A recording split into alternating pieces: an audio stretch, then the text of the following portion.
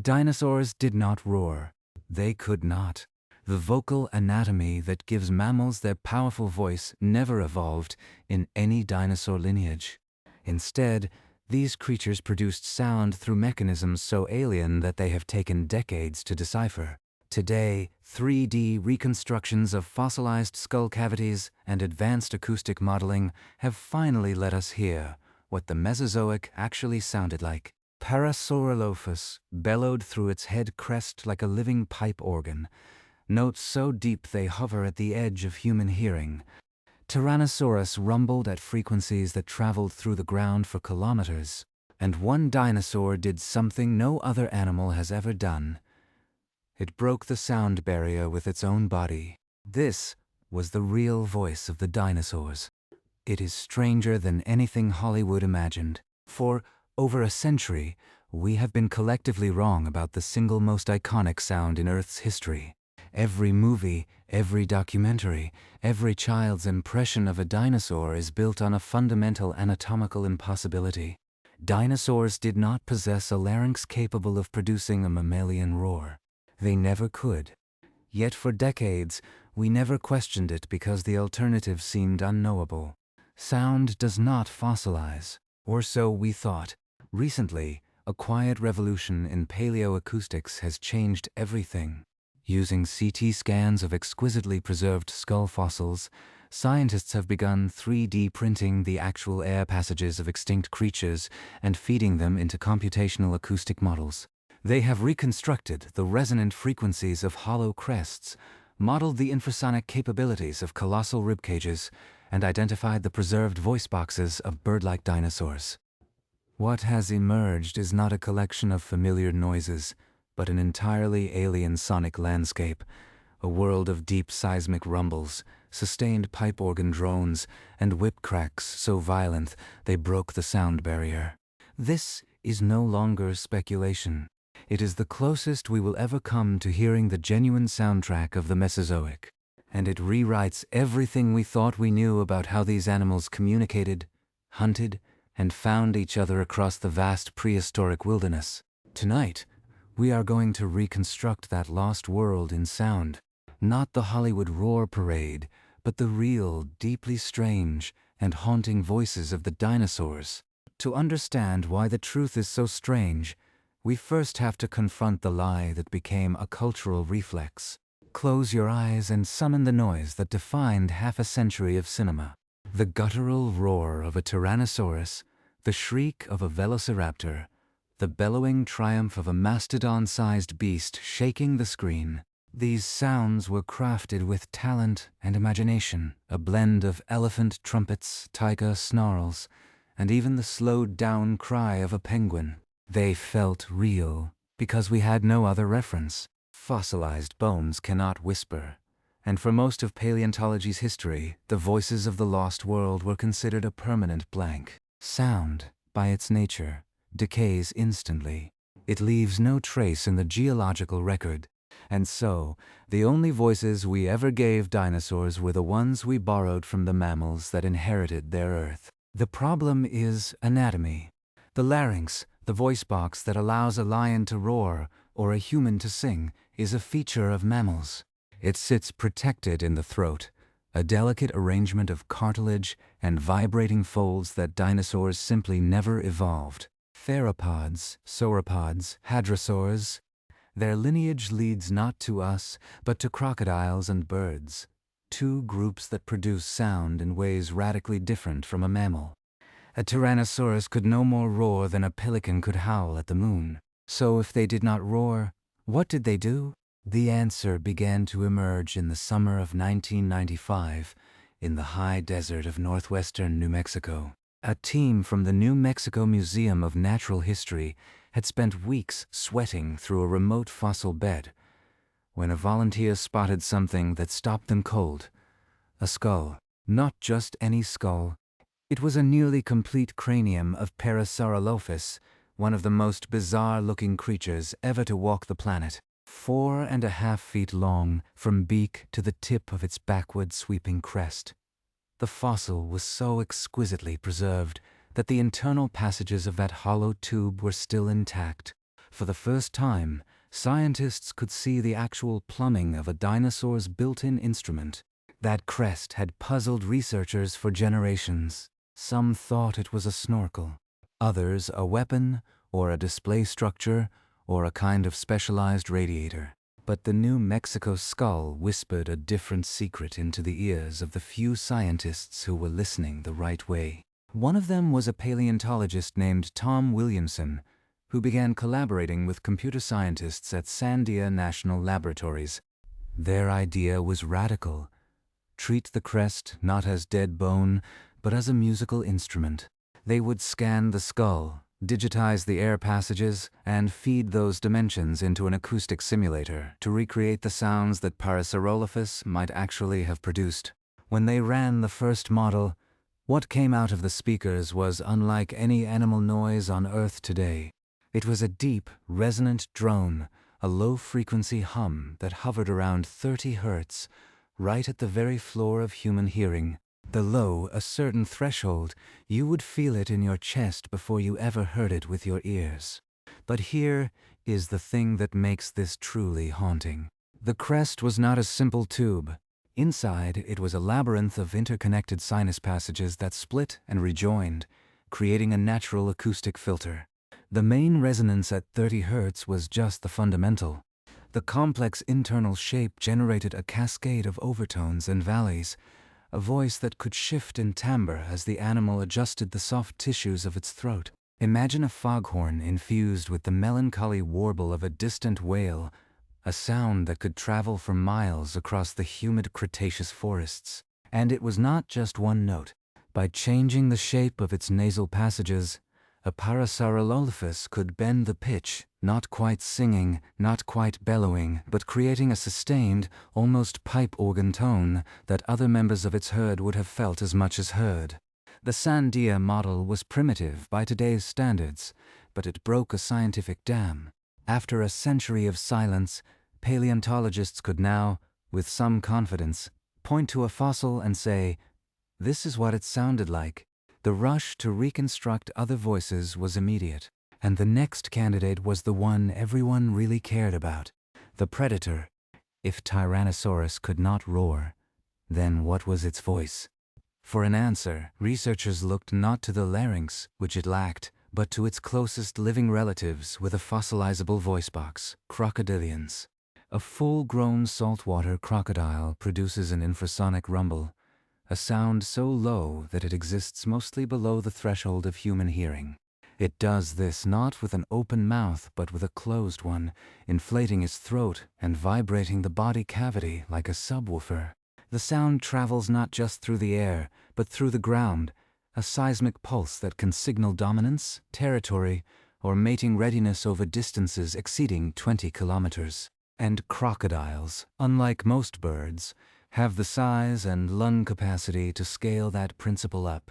What does an infrasonic rumble from an animal the size of Tyrannosaurus actually feel like? If you were standing in a late Cretaceous forest, you might not hear it at all.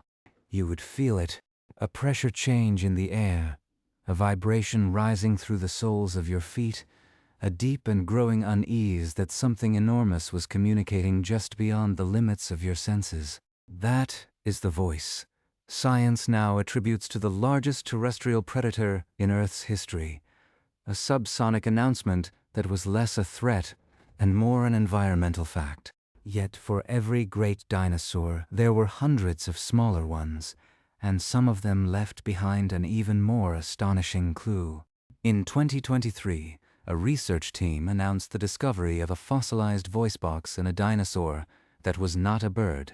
The specimen, an ankylosaur called Pinacosaurus grangeri, had been excavated years before in Mongolia, but high-resolution CT scanning had only just revealed that a tiny, fragile set of bones at the base of its throat was a syrinx, the vocal organ of modern birds. This was only the second non-avian dinosaur ever found with a preserved syrinx, and its structure was extraordinary.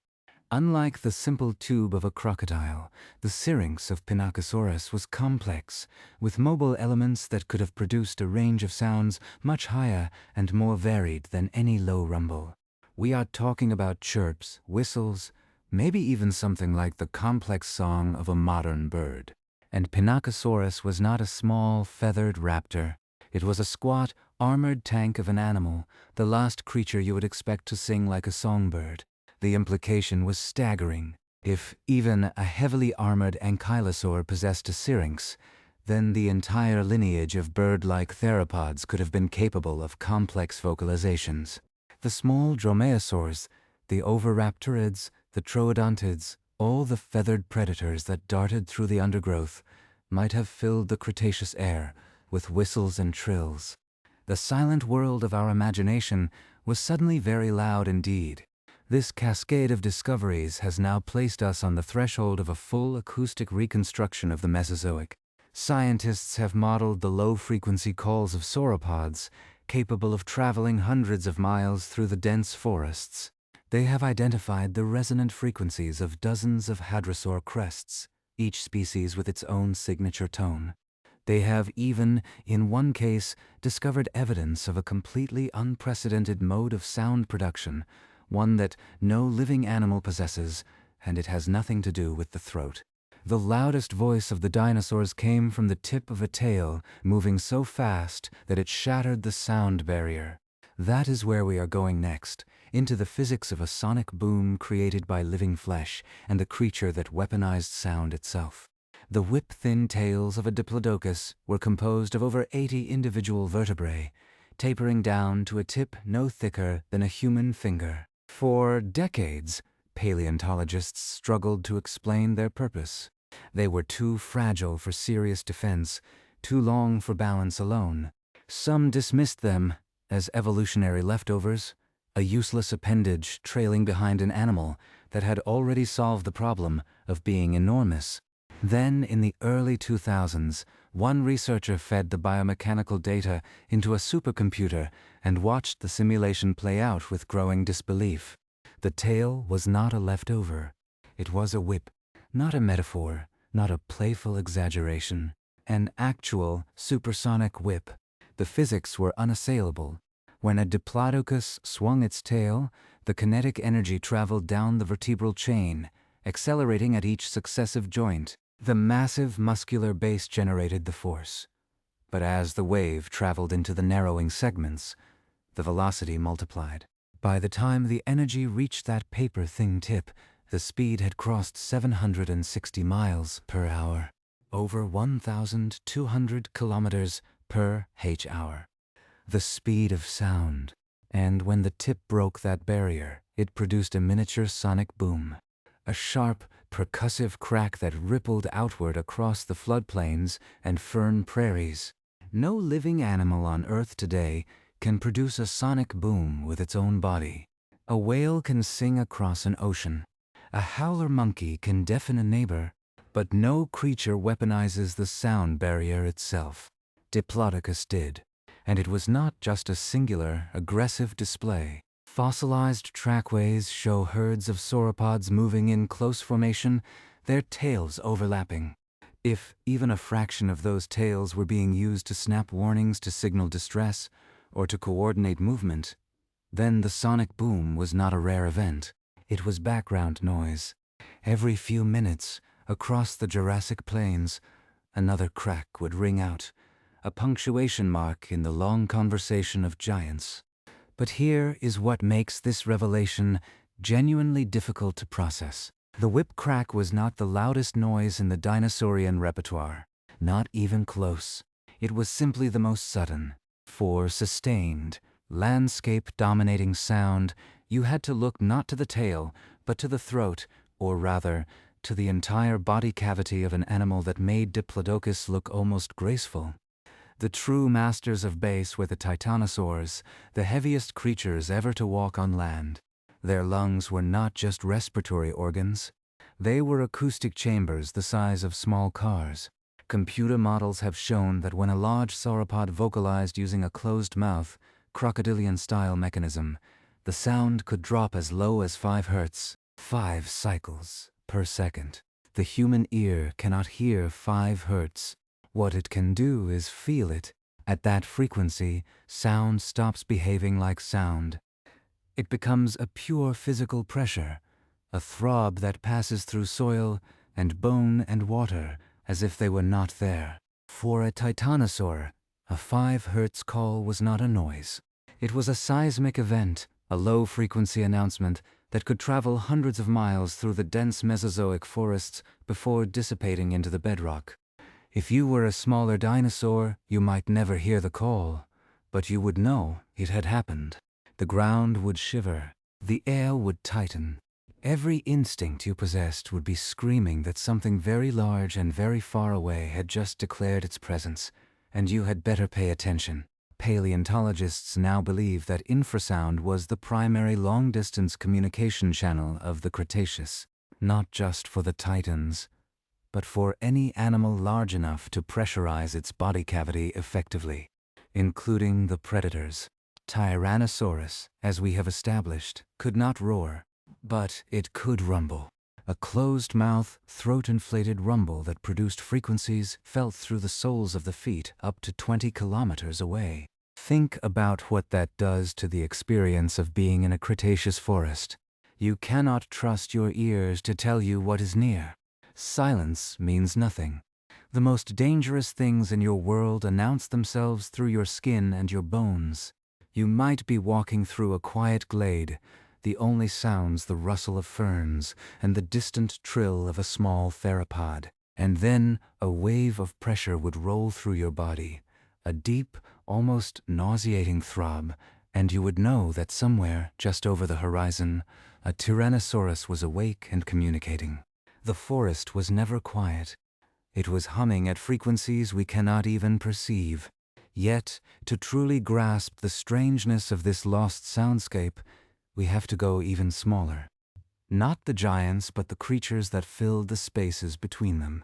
Because while the sauropods were cracking sonic booms and the titanosaurs were broadcasting seismic bass notes, an entirely different acoustic revolution was taking place in the undergrowth. It was bird-like, and it was everywhere. In 2023, a fossil from the Gobi Desert forced a complete re-evaluation of how we imagine dinosaur sounds. The specimen was a Pinacosaurus, a squat, heavily armored ankylosaur the size of a small rhinoceros.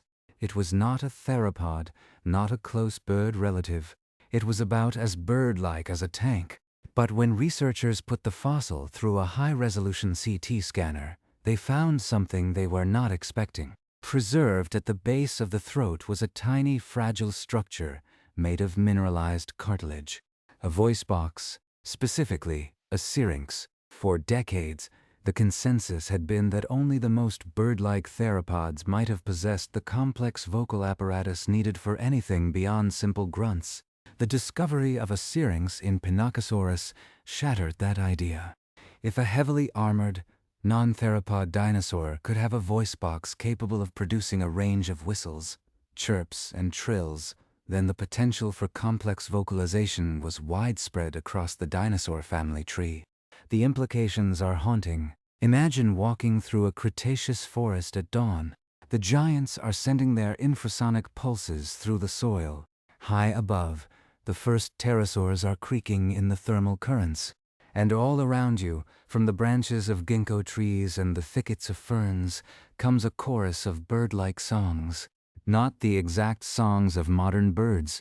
The syrinx of Pinacosaurus was structurally different, larger and more mobile, suggesting sounds lower in pitch but more modulated, perhaps more like the calls of a goose crossed with the whistle of a distant train. But the principle is the same. These were not simple shrieks. They were signals with structure, perhaps even with syntax.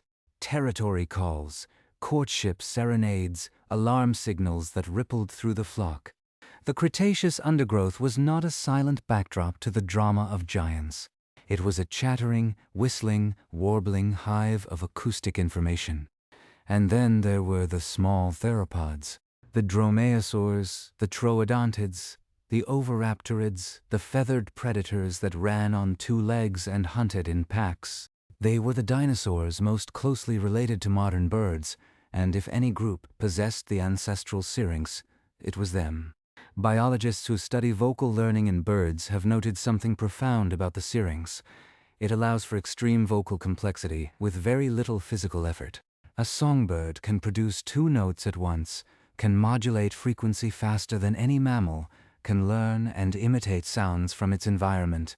If small theropods shared this anatomy, then they were not just making noise.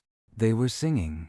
And singing, in the animal kingdom, is never just about communication. It is about identity.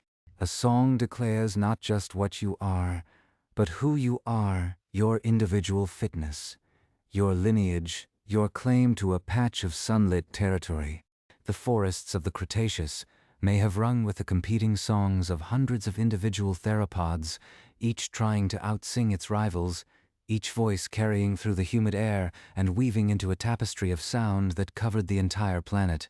But there is one dinosaur that stands apart in this acoustic menagerie. An animal whose method of sound production was so bizarre, so counterintuitive, that it took decades for anyone to take the hypothesis seriously. It was not a sauropod, not a theropod, not a duckbill. It was a creature that looked like a bison, and a dragon had an unholy offspring, and it communicated not with its throat, but with the hardened dome of its own skull. Pachycephalosaurus, the bone-headed dinosaur, carried a solid, 10-inch thick dome of bone above its brain, reinforced with internal struts to withstand immense force. For years, the assumption was that these domes were battering rams, used by males to butt heads in dominance contests. And they may have been. But in 2011, a team of biomechanical engineers began modeling the acoustic properties of that dome. And what they found was that it was not just a weapon. It was a drum. When struck, the dense bone rang with a low, resonant boom, a sound that would have traveled through the body of the animal and into the ground. The frequency was low, between 60 and 90 hertz, right at the edge of human hearing, a sound you would feel in your stomach as much as hear with your ears. During the mating season, a Pachycephalosaurus could have pressed its dome against a tree trunk, inflated its lungs, and let loose a booming call that resonated through the wood and into the earth, carrying a deep, throbbing signal across the forest floor. A sound that said, "I am here. I am solid. I am made of more bone than you are." The ground, in effect, became its amplifier. The forest became its instrument. And if you could have stood in that forest, you would not so much have heard the boom as lived inside it, a pressure that squeezed the air in your lungs and set your teeth on edge. All of these sounds, the whip cracks, the infrasonic rumbles, the bird-like songs, the head drum booms, were not separate. They did not happen in isolation. They blended and overlapped, creating an acoustic environment so rich and so unfamiliar that modern science is only now beginning to reconstruct it. For the first time, using the combined data from decades of CT scans, computational flow simulations, and comparative anatomy, researchers have begun to build a minute-by-minute simulation of what a single Cretaceous evening actually sounded like. And what is emerging is not the chaotic roar fest of Hollywood. It is something slower, deeper, and far more beautiful. A vast, breathing soundscape where the bass notes of titanosaurs rolled in like distant thunder, where the whip cracks of sauropods cut through the humid air in sharp, startling bursts, where the head booms of dome-headed dinosaurs pulsed through the soil, and where the sustained, pipe organ drones of hadrosaurs like Parasaurolophus provided a harmonic undercurrent that never quite stopped. And as the sun set and the shortwave light faded, a new layer would rise. The small theropods, already active, would lift their voices into the cooling twilight, their syrinx generated songs weaving through the deep vibrations, filling the gap between the subsonic and the audible with a texture of chirps, whistles, and descending trills. It was, in its own way, an orchestra, tuned not by a composer, but by millions of years of evolution, each instrument finding its niche in the frequency spectrum, each call designed to carry just far enough to reach the intended audience without being swallowed by the low-end rumble of the giants. The world that is coming into focus is not a world of noise. It is a world of information, A world where the acoustic landscape was as structured and complex as the visual one, where a dinosaur's ears were as important to its survival as its eyes, and where the voice of every creature, from the smallest dromaeosaur to the largest titanosaur, was a thread in a sonic fabric that wrapped the entire planet. And now we have the data to listen in, to drop a microphone into the late Cretaceous and hear, with scientific fidelity, what no human has ever heard. What we are about to do is piece together the actual soundtrack of the Mesozoic, step by step, based on the most rigorous reconstructions modern science can offer. We are going to walk through a single evening cycle, from the midday lull when the heat suppressed all but the deepest calls, through the late afternoon percussion of arrival and territory, into the twilight chorus of the small feathered theropods, and finally into the long, deep, resonant night, where the only sounds were the subsonic rumblings of things too large to see and too distant to fear. This is not imagination. It is the closest approximation we have to the genuine voice of a lost world, and it is stranger, quieter, more musical, and more terrifying than anything we have ever dreamed. Welcome to the real Cretaceous soundscape. We are about to hear it for the first time. To step into that world, we first have to understand the ears it was designed for. Dinosaurs did not hear the way we do. The small bones of their middle ears, the stapes in particular, were far larger and heavier than those of any modern mammal. In a human, those delicate ossicles are tuned to catch the high-frequency vibrations of speech, song, and the rustle of danger. In a dinosaur, they were built like seismic sensors. Paleontologists at Sandia National Laboratories compared the fossilized ear bones of hadrosaurs and theropods to their closest living relatives, crocodiles and birds, and the data was unambiguous. Dinosaurs were tuned to low frequencies, the deep end of the spectrum, often well below the threshold of human hearing. A Parasaurolophus could not just hear the 30 Hz drone of another crest call. It was probably more sensitive to that frequency than a whale is to a distant podmate. And this changes everything about how we imagine dinosaur behavior. The world they lived in was built of vibrations, not just airborne sound. Every footstep, every chest rumble, every tail crack sent pressure waves through the ground and into the soles of their feet long before it ever touched an eardrum. To a sauropod herd, the approaching signature of a predator was not a sound. It was a tremor, a change in the soil's rhythm that traveled faster and farther than any roar. And what predators could do with this sensory landscape was infinitely more terrifying. A Tyrannosaurus did not need to see its prey to know where it was. The low-frequency rumble of a hunting adult would not just declare its presence. It would mask the subtle ground vibrations of everything else. Imagine the psychological effect on a herd of hadrosaurs. They are already tuned to detect seismic signals. Suddenly, for kilometers in every direction, the earth begins to throb with a pulse so deep it overrides every other sensation. The smaller animals freeze. The insects go quiet. The very forest seems to hold its breath, not because something roared, but because everything just went numb with pressure. The Tyrannosaurus, in effect, weaponized silence by filling the entire sensory channel with itself. It made the world deaf to everything except the approach of its own mass. But here is the thing that makes the Mesozoic acoustic environment truly mind-breaking. It was not just a cacophony. It was organized. Across millions of years, natural selection carved the frequency space into distinct channels, a phenomenon biologists call acoustic niche partitioning. Today, in a tropical rainforest, you can stand at dawn and hear the frogs croaking in the low frequencies, the insects buzzing in the mid-range, and the birds singing in the high, each species claiming its own bandwidth to avoid interference. The dinosaurs did the same thing, on a planetary scale, and across frequencies we cannot even hear. The titanosaurs owned the extreme bass below 10 Hz. The transcontinental infrasound that linked populations hundreds of miles apart. The large hadrosaurs like Parasaurolophus and Corythosaurus occupied the next band from 30 to around 80 Hz, using their crests to produce directional, species-specific tones that could punch through the low rumble without being drowned out. The dome-headed pachycephalosaurs claimed the 60 to 90 Hz band, drumming their heads against resonant wood to send short-range territorial signals that traveled not through air, but through roots. And in the spaces between, the small theropods sang, filling the audible range with complex syrinx calls that varied from flock to flock, perhaps even from individual to individual. The soundscape was layered like a symphony, each instrument operating in its own register, each call precisely shaped to fit the acoustic real estate that evolution had carved out.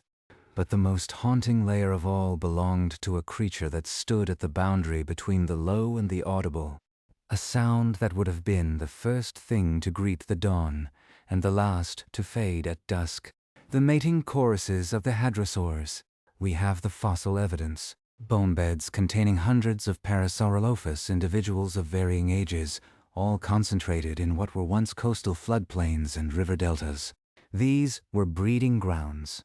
And during the mating season, the biological imperative would have driven those crests to their loudest, most sustained tones. We can model what a single Parasaurolophus call sounded like. A deep, resonant drone with overtones that rose and fell as the animal modulated its nasal passages. Multiply that by 1,000, not a roar, not a shriek, but a sustained, harmonic hum that would have rolled across the landscape like a fog of sound, a continuous, multi-pitched drone that mingled with the seismic bass of the titanosaurs and the distant whip cracks of the sauropods. You could not have stood outside that chorus. It would have entered your bones. And now, we have reached the point where the science demands we confront the single most terrifying acoustic event in the history of the planet. Because this entire soundscape, this orchestra that had been tuning itself for 180 million years, did not fade. It did not evolve into something else. It stopped. In a single day, the asteroid that struck the Yucatan Peninsula 66 million years ago delivered not just a physical shockwave, but an acoustic one that defies comprehension. The impact itself generated a pressure wave that circled the globe. A sound so loud that it registered not as sound but as a wall of compressed air moving at supersonic speeds.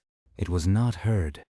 It was survived, barely, by the creatures that could burrow or dive deep enough to escape the immediate blast. And in the hours and days that followed, the soundscape of the Mesozoic did not gradually fall silent. It was ripped apart. The forests that had acted as acoustic baffles were incinerated. The herds that had filled the low frequencies with their rumbles were dead or dying. The bird-like songs of the small theropods, the ones that had filled the twilight with such complexity, were reduced to a few scattered survivors, the ancestors of modern birds, clinging to existence in a world that had gone abruptly, catastrophically quiet. The silence that followed was not peaceful. It was the silence of a severed signal, a vast, empty bandwidth where 180 million years of sonic evolution had been erased, and for the first time in the history of life on land, nothing was filling the bass. The ground no longer throbbed. The air no longer hummed. The whip cracks had ceased, and in that vacuum, the mammals, the tiny high-frequency creatures that had lived in the acoustic margins for so long, began to hear something new, opportunity. But before we explore what rose from the silence, we owe it to the lost world to hear it in its fullness, to take everything the science has given us, every frequency, every mechanism, every fossilized whisper, and reconstruct, with rigorous fidelity, what a single Cretaceous day actually sounded like. From the first infrasonic pulses of the titanosaurs at dawn, through the midday percussion of the dome heads, into the twilight chorus of the feathered singers, and finally into the deep, rumbling, resonant night that has not been heard on this earth for 66 million years. That is what we are about to do. No speculation, just the data rendered into the closest thing to a recording we will ever possess. This is the sound of the dinosaurs. It begins in the dark, not the darkness of a sealed room, but the open, humid darkness of a late Cretaceous night 68 million years ago. The sky over the western interior seaway is just beginning to pale, the stars fading into a deep, bruised lavender. On the coastal plain, a herd of Alamosaurus, the last of the great titanosaurs, shifts their weight from one foot to the other. They have been silent through the small hours, conserving energy, but now, as the first warmth touches the air, something stirs. A low vibration rises from the largest female, a pulse that begins in her immense lungs, spreads through the walls of her chest, and radiates outward through the soil. This is not a sound you can hear. It is a sensation, a pressure wave that passes through the roots of the cycads, through the damp earth, and into the feet of every animal within 100 miles. To a human standing on that plain, it would register first as a faint nausea, a shift in the inner ear, and then as a rhythmic throb, like a second heartbeat rising from the ground itself. The frequency is 5 Hz, 5 cycles per second, below human hearing, but not below human perception. As the light grows, other voices join. A bull, Parasaurolophus, wades into the shallows of a brackish lagoon and lifts its head. The great tubular crest, nearly as long as a man, tilts back against its shoulders. Air moves through the intricate labyrinth of sinus passages, and a note emerges. Low, resonant, sustained, 30 Hz, with overtones that cascade up to 80. It is the sound of a bassoon played inside a cathedral, if the cathedral were made of living bone and the musician were 12 tons of muscle and intent. The call propagates across the water, bending around the dawn mist, and within moments another answers from the far shore, then another from the forest edge. The tones overlap, not in harmony, but in a kind of ancient counterpoint, each individual adjusting its pitch to carve out a distinct acoustic space. The lagoon becomes a sounding chamber, and the air itself seems to thicken with the drone. By the time the sun clears the horizon, the full orchestra has awakened. Somewhere deeper in the forest, a whip cracks. Then another. Not the sound of a supersonic boom yet, but the preliminary cracks of sauropods testing their tails, loosening the vertebral chain, sending reports through the undergrowth like gunshots from a distant hunting party. Each snap alerts the smaller animals that the giants are moving, and a wave of silence follows in its wake as the understory creatures pause, listen, and then resume their own chatter when the danger is assessed. Among the ginkgo thickets, the small theropods have already begun their morning recital. Troodon, a lithe, feathered predator with enormous eyes and a brain larger than any other dinosaur its size, flits between branches and calls to its mate with a series of descending whistles, a bird-like trill that slides down a minor third. Its syrinx, a tiny structure of mineralized cartilage at the base of its throat, produces 2 simultaneous tones, a fundamental and an overtone, that weave together into a sound both alien and eerily familiar. If you closed your eyes and listened only to that trill, you could almost believe you were in a modern rainforest, except that the bass line thrumming through the ground reminds you that the giants are still out there. Mid-morning brings the heat, and with it a shift in the acoustic regime. As the sun climbs, the air becomes less dense near the ground, creating layers of temperature that bend sound upward. The low-frequency calls of the hadrosaurs, which had been traveling for miles at dawn, now curl away into the sky after only a few hundred yards. The herd falls quieter. Instead, a new rhythm takes over, the short-range percussion of Pachycephalosaurus. In a sun-dappled clearing, 2 males square off, not to butt heads, but to drum. One plants his feet wide, lowers his 10-inch thick dome, and presses it against the trunk of an ancient conifer.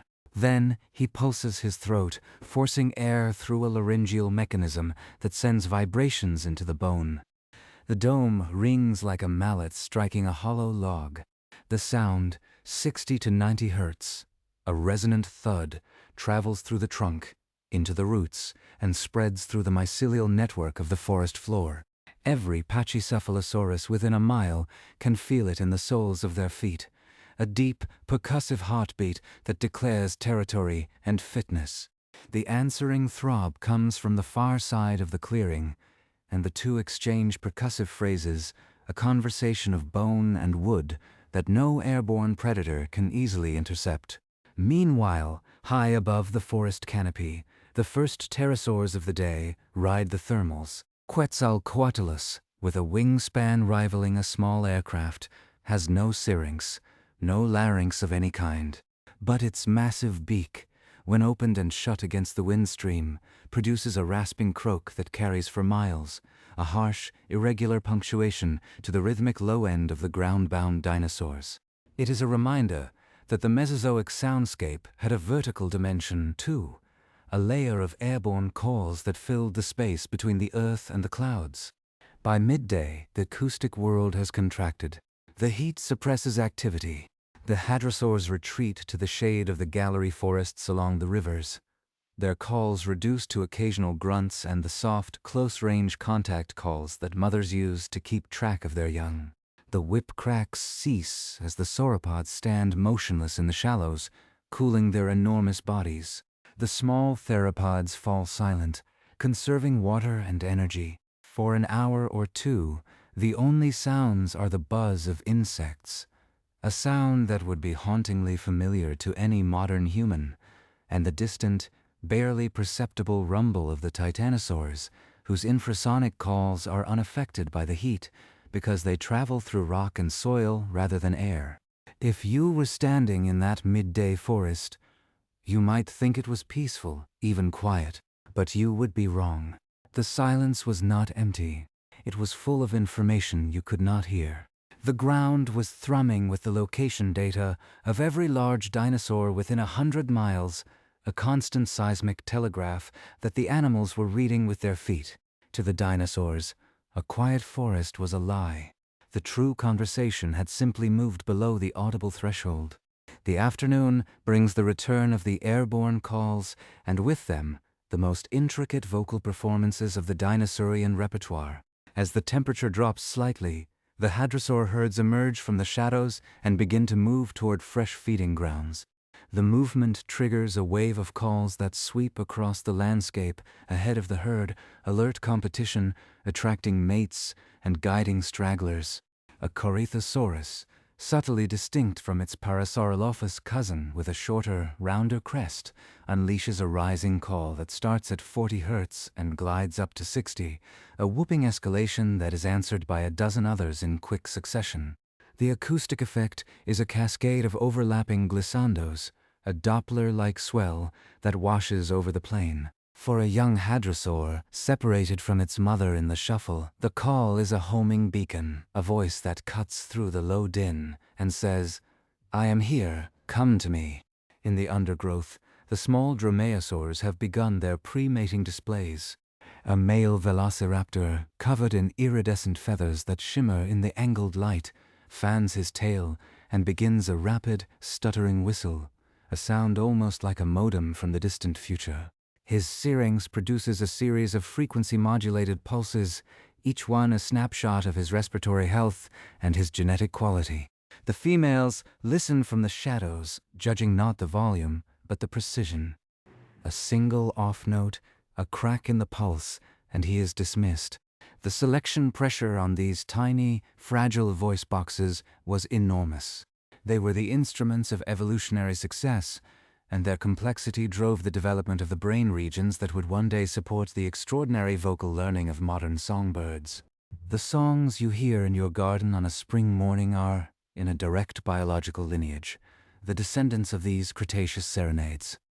But as the afternoon fades into the golden hour, the true star of the acoustic show reclaims the stage. The Parasaurolophus bull from the lagoon is now fully rested, and as the light shifts into orange, he begins his evening call. This is not the same note he sounded at dawn. The day's warmth has lowered the density of the air, changing the acoustic impedance of his crest. His call drops lower, to 28 Hz, a sound that is less a note, and more a physical presence. The overtones are richer, the harmonics more complex.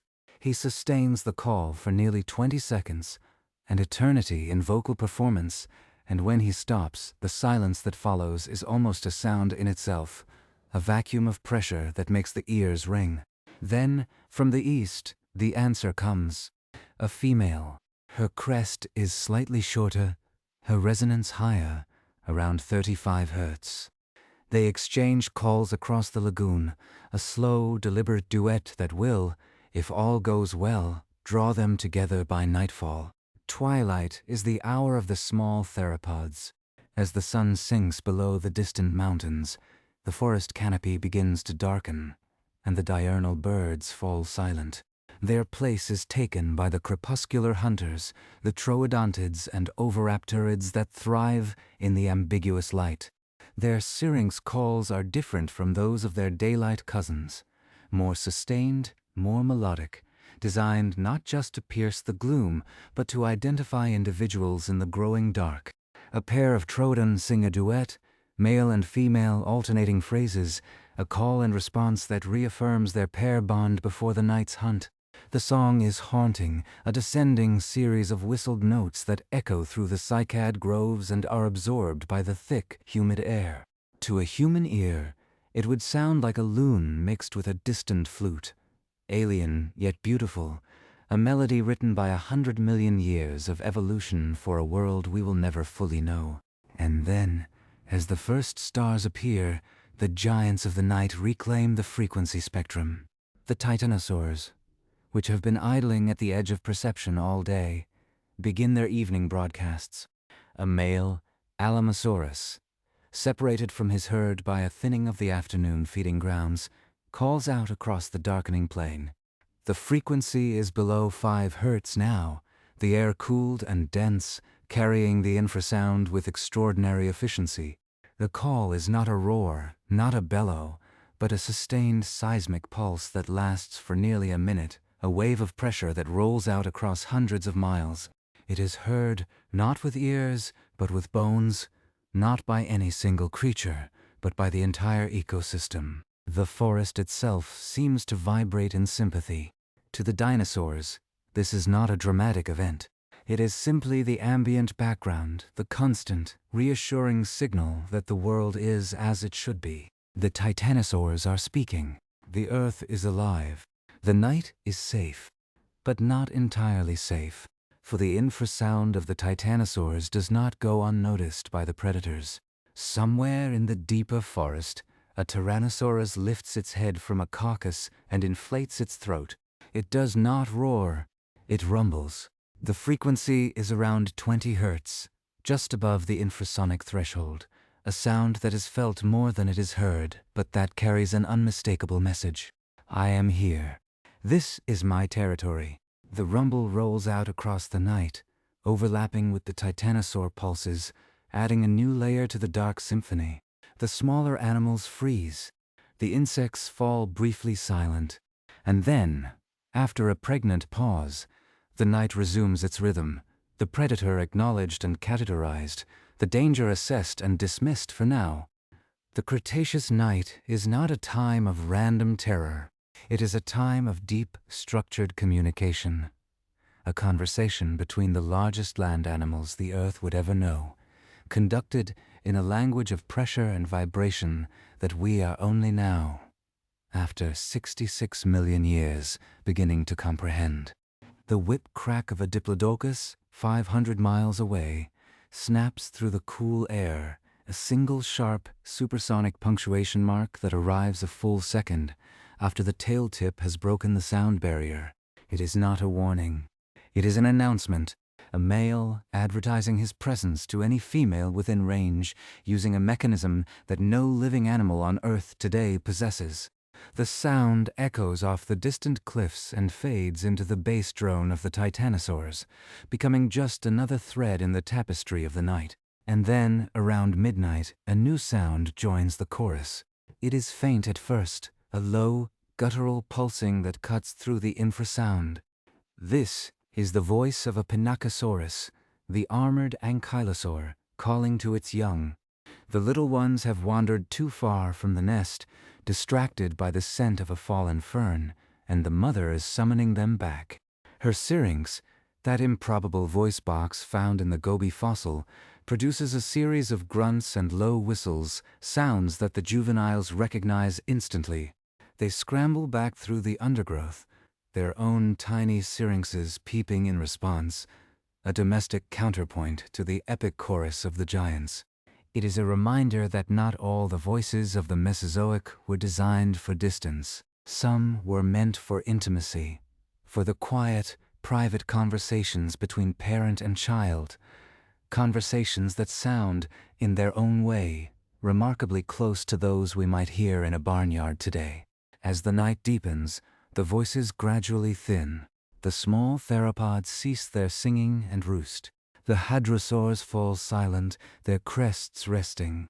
The Pachycephalosaurus drums one last territorial throb into a moss-covered trunk and then settles into its sleeping hollow. Only the Titanosaurs continue their slow, oceanic pulses, the bass line that never quite stops, the heartbeat of the Mesozoic world. And that world, that impossibly rich and layered soundscape, was real. It was not a fantasy. The fossil evidence, the computational models, the comparative anatomy all point to the same conclusion. For 180 million years, the Earth was filled with a symphony of sound that was as complex and as beautiful as any that has ever existed. And then, in an instant, it stopped. The asteroid that struck the Yucatan Peninsula did not just kill the dinosaurs. It erased their voices. The shockwave itself was a sound beyond sound, a pressure wave that circled the globe and flattened forests like grass. The impact registered as a roar so loud that it would have been heard for a fraction of a second. As a physical blow, an instantaneous compression of air that ruptured eardrums and shattered the delicate syrinxes of the small theropods before the animals themselves even knew what had happened. And then came the silence. Not the peaceful silence of a quiet night, but the silence of destruction, a void where the bass had been. The ground stopped thrumming. The air stopped humming. The whip cracks ceased. The great chorus was cut off mid-phrase, and the world that followed was, by comparison, acoustically empty. But not for long. In the quiet that followed, the survivors began to fill the void. The mammals, those small, high-pitched creatures that had scurried in the acoustic margins for 180 million years, found themselves in a silent world of opportunity, without the constant pressure of the dinosaurian bass line. They could hear farther, communicate more clearly, and develop the vocal complexity that would one day lead to whale song, to wolf howls, to human speech. The mammals did not invent the Mesozoic soundscape. They were liberated by its absence. And the birds, the last living dinosaur lineage, carried the syrinx forward into the new era, giving rise to the 12,000 species of songbirds that fill our modern forests with their voices. If you listen to a dawn chorus today, you are hearing the direct descendants of the troodontids and oviraptorids that sang in the Cretaceous twilight. The frequencies are higher now. The bass line of the titanosaurs is gone, but the structure, the complexity, the sheer diversity of sound is the living legacy of the dinosaurs' vocal evolution. And yet, we can hear them still. Not their exact voices, but the shape of those voices, reconstructed from the fossilized echoes left in stone. In November of 2024, at the Acoustical Society of America's annual meeting, a researcher named Hongjun Lin stood before a room of physicists and paleontologists and held up a strange object. It was a physical model of a Parasaurolophus crest, 3D printed from a CT scan of a real fossil, complete with the complex internal passages that had once baffled scientists. He connected it to a compressed air source, adjusted the flow, and let it speak. The sound that filled the room was low, around 55 hertz, a resonant drone with a timbre that no one in the audience had ever heard before. It was not a musical note. It was not a roar. It was the voice of a creature that had been silent for 66 million years, finally given breath again by the technologies of a species that had not even existed when the dinosaurs fell. That sound, that haunting, beautiful, alien drone, is the closest we will ever come to hearing the Mesozoic, and it is, in a very real sense, the voice of the lost world itself. The reconstruction of that sound changes not just our understanding of dinosaurs, but our understanding of life on Earth. It tells us that the Mesozoic was not a world of solitary, silent brutes, but a world of communicators, of singers, of animals that lived in a rich acoustic web as complex as any visual ecology. It tells us that the voice is an ancient innovation, far older than we ever imagined, and that the need to call across distance, to attract a mate, to warn of danger, is one of the deepest drives in the history of animals. And it tells us that the silence we imagine when we look at dinosaur fossils is an illusion. The bones are quiet now, but once they rang. As you drift deeper into sleep, imagine you can still feel it. The deep, subsonic throb of the titanosaurs rolling through the bedrock beneath your bed. The distant crack of a sauropod tail, a sonic boom softened by 66 million years of time. The sustained pipe organ drone of Parasaurolophus calling across a lagoon that no longer exists. The gentle drumming of Pachycephalosaurus tapping out a rhythm on the roots of a tree that has long since turned to stone. And the high, sweet trill of a Troodon singing its twilight song into a darkness that will never fully be silent again. The dinosaurs are gone, but their voices, in some form, still echo through the world, in the songs of birds, in the rumbles of elephants, in the deep calls of whales. They were the first great symphony, and we are only now learning to listen. What does it mean to live in a world that once sang and no longer does? Every landscape we walk through, every forest we hike, every quiet plain beneath a wide sky is an acoustic graveyard. The ground beneath our feet was once a sounding board for voices that shook the earth, and we traverse it in ignorance of the silence that replaced them. It is easy to look at a fossilized skeleton in a museum, to marvel at its size and its strangeness, and to forget that it was once wrapped in flesh that vibrated, lungs that pressurized, and a throat or a crest or a tail that spoke into the air. The bones are the hardware, the sound was the software. And the software, we now know, was far more sophisticated than the hardware alone could ever suggest. This is the true legacy of the dinosaur vocal renaissance. Not just a catalog of strange noises, but a profound realignment of what it means to be an animal on this planet. The dinosaurs were not just the largest, the most diverse, or the longest reigning vertebrates in Earth's history. They were, for 180 million years, the dominant acoustic engineers of the terrestrial world. They shaped the soundscape as surely as they shaped the forests they fed on. Their calls determined who could live where, who could find a mate, who could warn of danger, who could coordinate a herd. The acoustic niche partitioning we now observe in modern ecosystems, the way frogs and birds and insects divide the frequency spectrum to avoid interference, is not a modern invention. It is the faint echo of a far more ancient and far grander acoustic architecture, one that the dinosaurs built and maintained for unfathomable stretches of time. And we, the inheritors of their silence, are only now beginning to hear what we lost. It is a strange kind of grief, mourning a sound you never heard. But that grief is also a gift, because the same tools that have allowed us to reconstruct the calls of Parasaurolophus and Tyrannosaurus are opening new doors into the deep past of other extinct lineages. The giant ground sloths of the Ice Age, the mammoths with their infrasonic rumbles, even the strange, croaking ancestors of modern frogs, all of them left acoustic traces in their fossilized anatomy. The science of paleoacoustics is just beginning, and it promises to fill the great silence of prehistory with a chorus of recovered voices.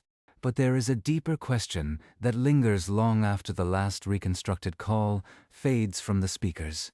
If the dinosaurs' world was so acoustically rich, so layered with meaning and information, what were they actually saying?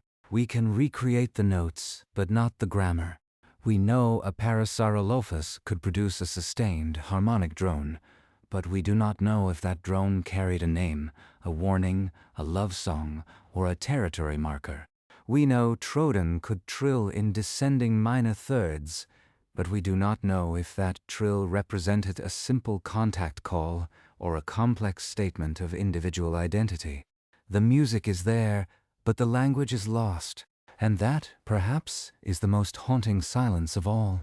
We can hear the voice of the Mesozoic, but we will never know what it meant. Perhaps that is appropriate. Some mysteries are meant to remain, a permanent humbling of our desire to know everything. The dinosaurs gave us their bones, and now, through patient science, they have given us back their voices. But they have kept their secrets. That is their right. They ruled this world for so long that our entire existence as a species is a rounding error in their timeline. They owe us nothing, not even a translation. And yet, what they have given us is enough. It is enough to know that the forests of the Cretaceous were not silent, that the plains thrummed with infrasound, that the lagoons echoed with bassoon-like drones at dawn, that tiny feathered creatures sang twilight melodies to each other in the warm, humid evenings of a world now gone. It is enough to lie in the dark and imagine those sounds, to feel the ghost of a titanosaur's rumble in the distant rumble of a freight train, or to hear the faint, reedy call of a sandhill crane and glimpse, for a moment, the silhouette of a dinosaurian past. As you drift deeper into sleep, let those sounds follow you. Not the roars of Hollywood, but the real voices. The low, patient throb of the giants, the sharp crack of a supersonic tail, the gentle drum of a bone dome against ancient wood, the sweet, alien song of a feathered theropod in the twilight. These are the true sounds of the dinosaurs. They have been silent for 66 million years, but tonight you have heard them.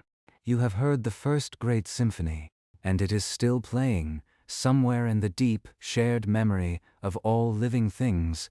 If this journey through the lost soundscape of the Mesozoic has brought you a moment of wonder or a restful drift towards sleep, take a second to like this video and subscribe.